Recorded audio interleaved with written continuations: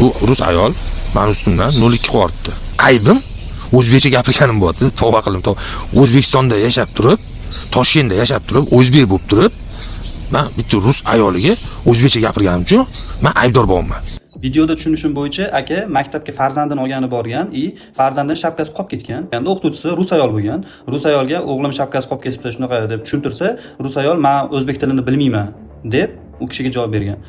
O'zbekistonda yashab turib o'zbek tilini bilmaysanmi degan ma'noda gap gapirgandan keyin u rus o'qituvchi ayoli bu akaning ustidan 0,2 qilgan.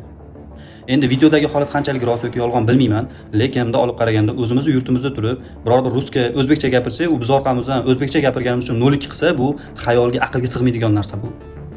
Bu yer O'zbekiston davlat tili o'zbek tili. Gap yo'q, rus tiliga qarshiligimiz yo'q. Millatchiligimiz ham yo'q. Lekin o'zbek xalqining ichida yashayapsan, o'zbek millatining ichida yashayapsanmi? Demak, sen o'zbek tilini ham bilishing kerak.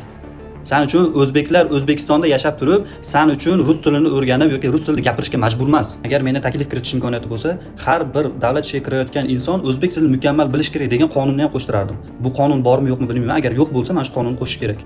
Gap yo'q, davlat idoralarida boshqa millatga mansub shaxslar ishlasa ishlaversin, lekin o'zbek tilini ham bilsin.